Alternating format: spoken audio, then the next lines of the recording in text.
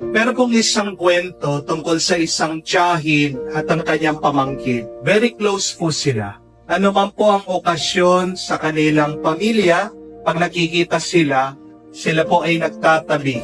Nung po minsan, kasalan, nakita po ng tiyahin ang kanyang pamangkin, tinabihan, pagkatapos sinisiko, sabi, ikaw nang susunod, ikaw nang susunod.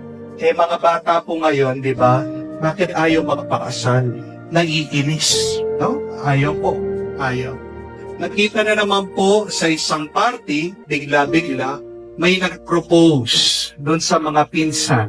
Nakita ng tiyahin, ito kanya pamangkin, sinisiko na naman, sinasabi, ikaw nang susunod, ikaw nang susunod. Nagalit na naman, ito pamangkin. Ayaw na mag-asawa, ayaw pang ikasal.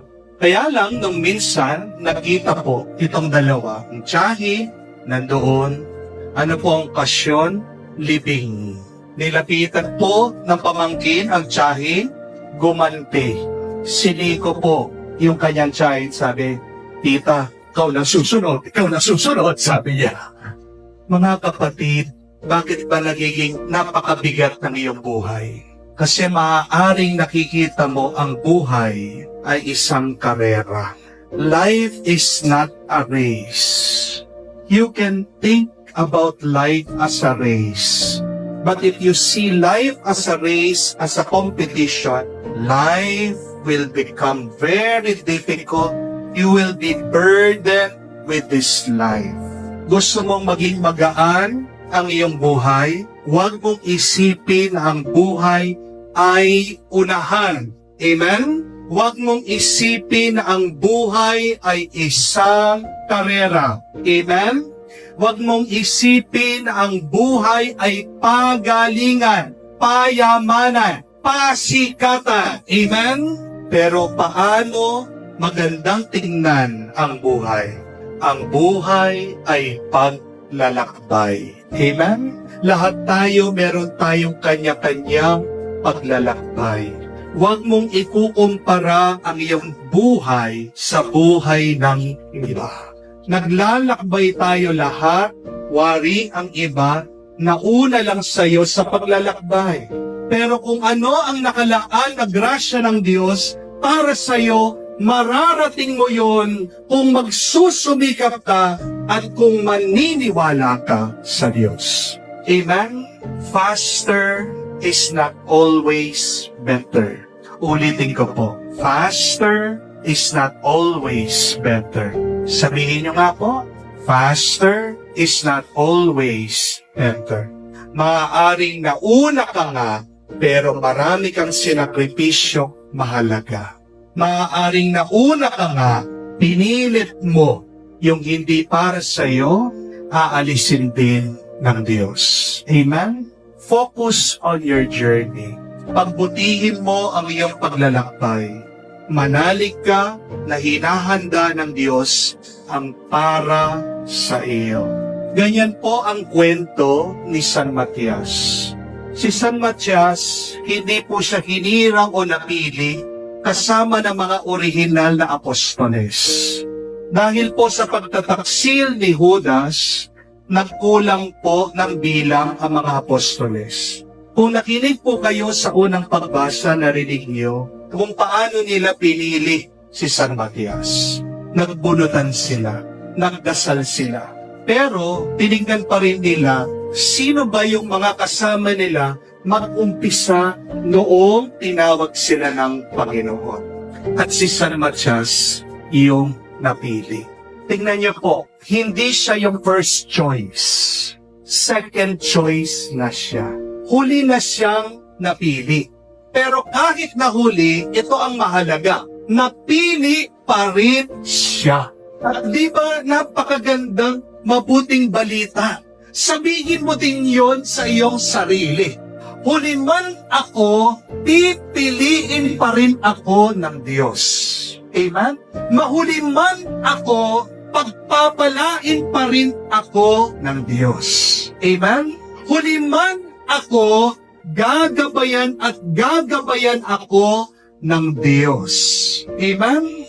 Kung ganyan ang iyong paniniwala, hindi ka malulungkot at hindi ka mawawala hindi ka magwawala sa buhay. Huwag kang mag-alala kung para sa iyo gagawa ng paraan ng Diyos para sa iyo.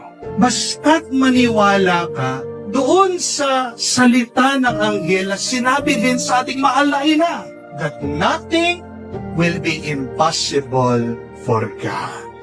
Ang problema kasi ng napakarami sa atin, nagmamadali. We live our lives HWB. Ano pong HWB? Hurry, worry, bury. Nagmamadali, nag-aalala, pero anong ginagawa ng iyong pagmamadali at pag-aalala? Ikaw ay ililibing. Magtiwala ka. Sa panahon ng Diyos, iaangat ka niya. Sa panahon ng Diyos, pupunuin niya ang iyong pangangailangan. Yung utang mo kahit na pagkalaki-laki, sabi mo 25 million, 100 million, para bang wala kang pananampalataya sa Diyos?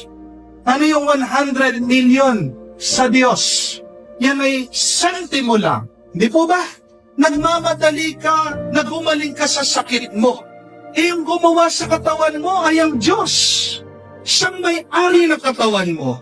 Sabihin mo sa Kanya, Panginoon, itong katawan na ginawa mo, may sira, may sakit. Kayo na pong bahala. Di ka ba niya kayang pagalingin? Nagawa niya ang buong mundo, yung sakit mo. Hindi ba niya kayang paalisin o hilumin? Kayang-kaya niya. Amen? Kahit na gaano katigas ang ulo ng isang tao, gusto mo magbago siya.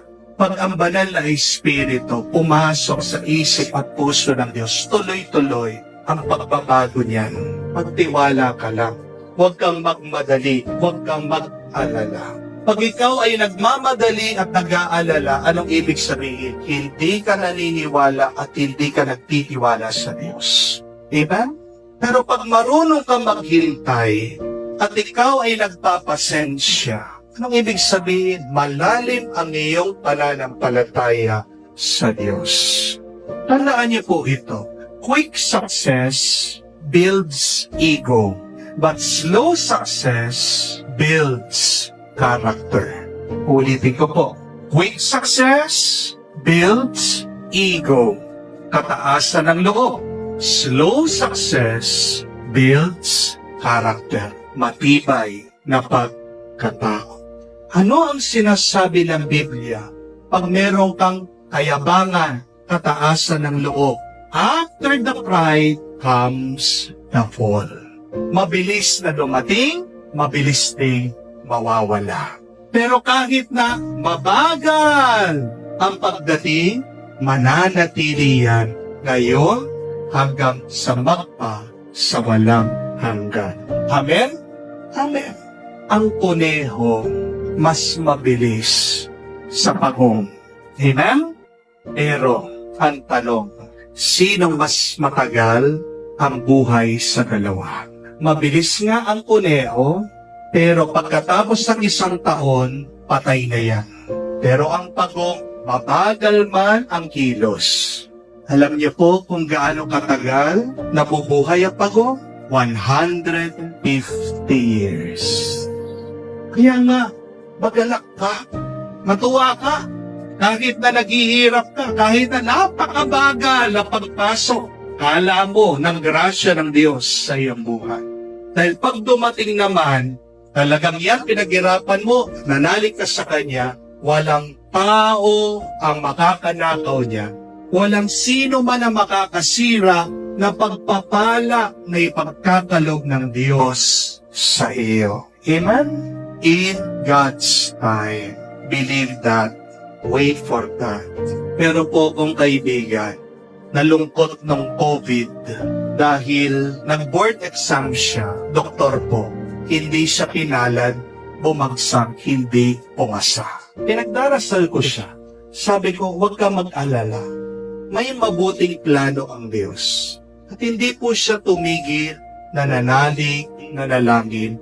At pagkatapos po ng second take, pumasa. At nung pagkapasa niya, nagkukwentuhan kami. Meron siya na-realize. Sabi niya, Father, salamat sa Diyos. Hindi ako agad pumasa.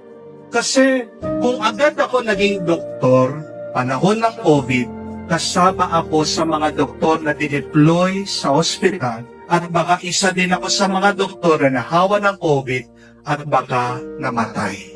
Ang mabuting balita, kahit na second take niya sa board, pagkapasa niya, kinuha po siya agad ng gobyerno, ng munisipyo. Head siya agad na doktor. Kala natin masama ang nagiging huli. Pero tandaan niyo po, hindi lahat ng huli bigo. That's a very beautiful lesson. It doesn't mean that you are the last, that you are a failure in life. It doesn't mean that you are behind in life, that you are not successful. Sino ang mga tunay na bigo? Yung mga sumusuko. Amen? Kaya huwag kang sumuko. Manalig ka at maniwala ka sa Diyos. Again, faster is not always better. And in God's time, He will give you what you deserve, a blessing that is overflowing.